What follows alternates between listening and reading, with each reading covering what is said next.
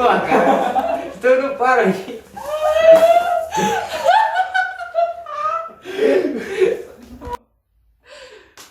Oi, gente, bem-vindo a mais um vídeo do nosso canal. Hoje é sexta-feira, mais um dia que a gente teria essa aula do adolescente nesse período de quarentena. E hoje eu gostaria de trazer uma mensagem a respeito do Ministério da Reconciliação que a Bíblia vai falar. Esse texto que vai falar sobre esse assunto está lá em 2 Coríntios 5, 16 a 21. E eu gostaria de ler com vocês agora.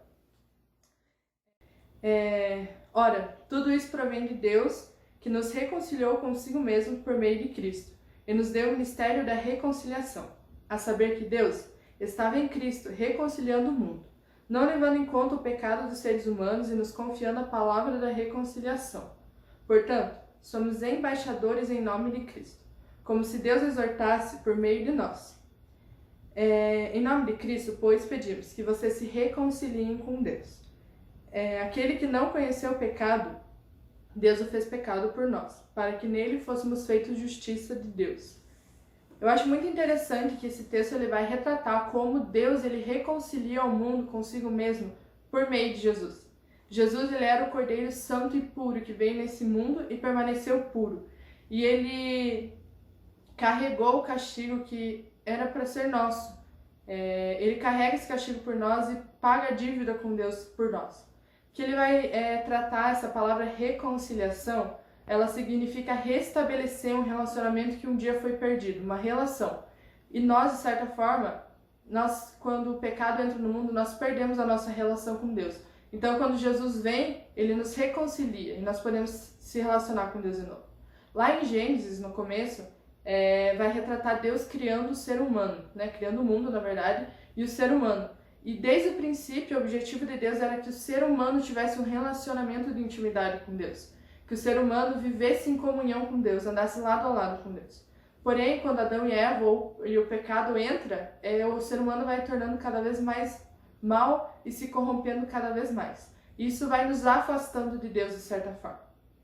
E quando Jesus vem e ele morre na cruz por nós, ele paga pelos nossos pecados e agora, a partir disso, nós nos tornamos justificados diante de Deus.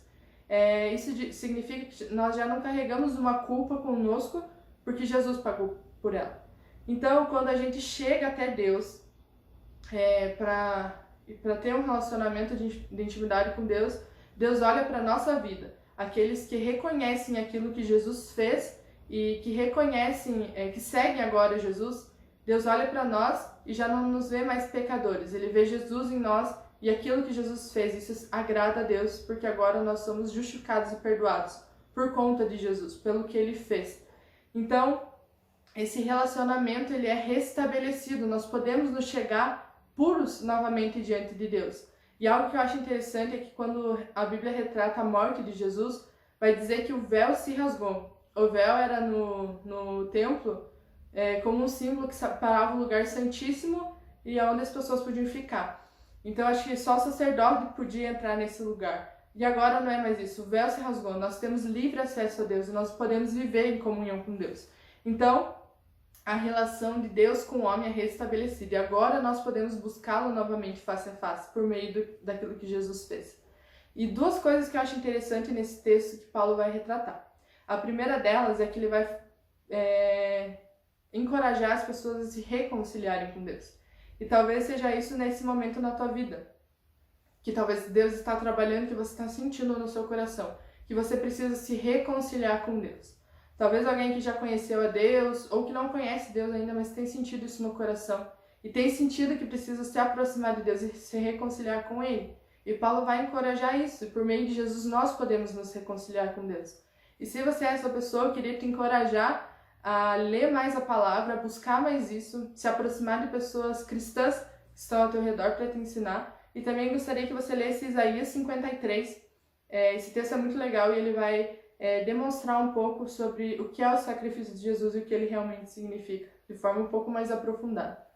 E a segunda coisa, depois que nós somos reconciliados com Deus, Paulo vai nos encorajar uma segunda coisa, que é sermos embaixadores de Cristo.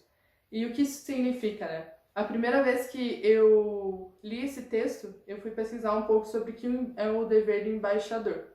E o embaixador ele vai tentar fazer a ligação entre duas nações, né?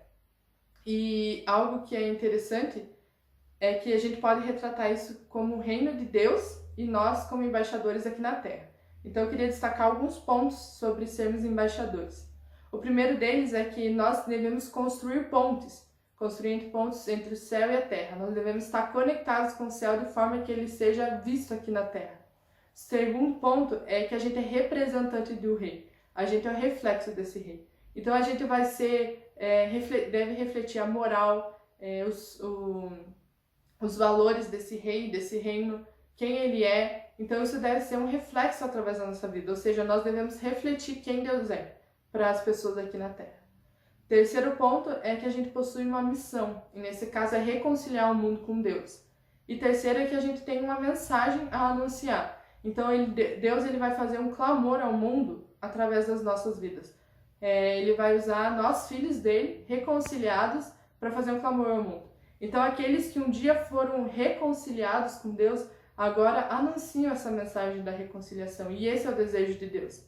Então, a gente sabe que a gente tem discutido, principalmente nesse momento, tem se falado muito sobre a volta de Jesus, que ele está voltando e realmente ele vai voltar e ele está voltando e a gente está cada dia mais perto disso.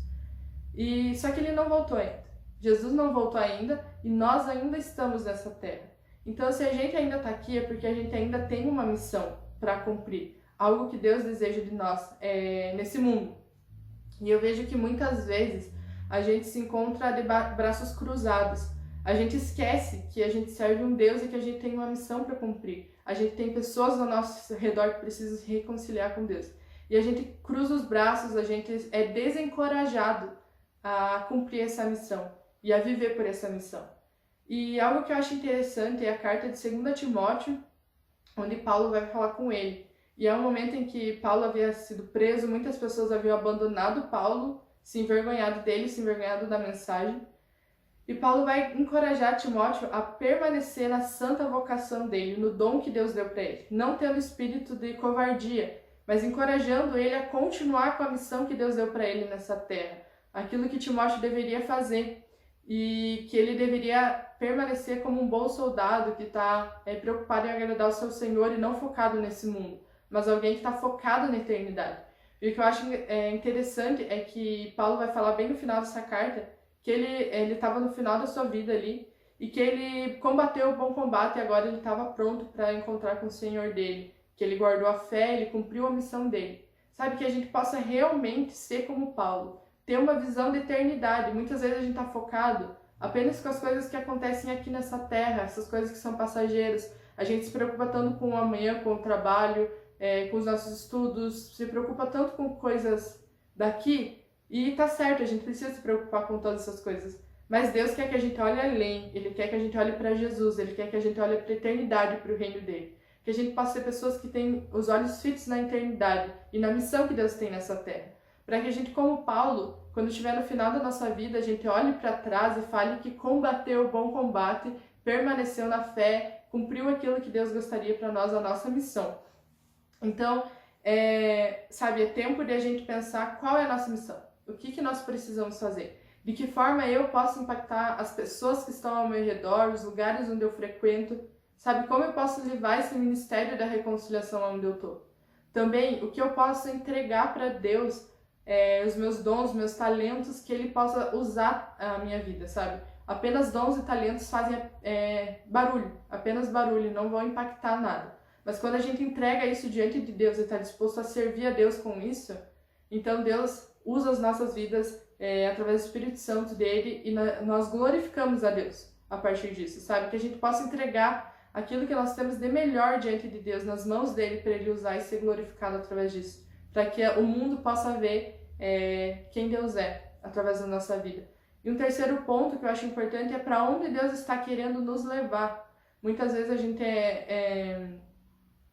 se conforma a estar num ambiente confortável, no estilo de vida confortável, e Deus está nos querendo levar além, para outros lugares.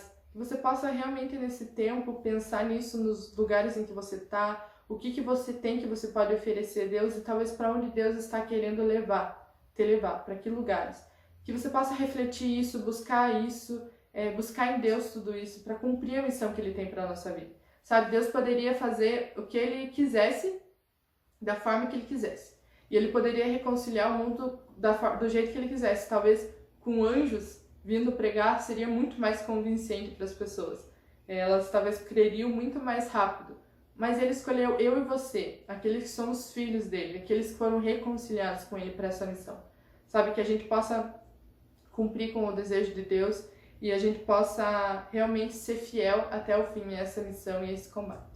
Amém?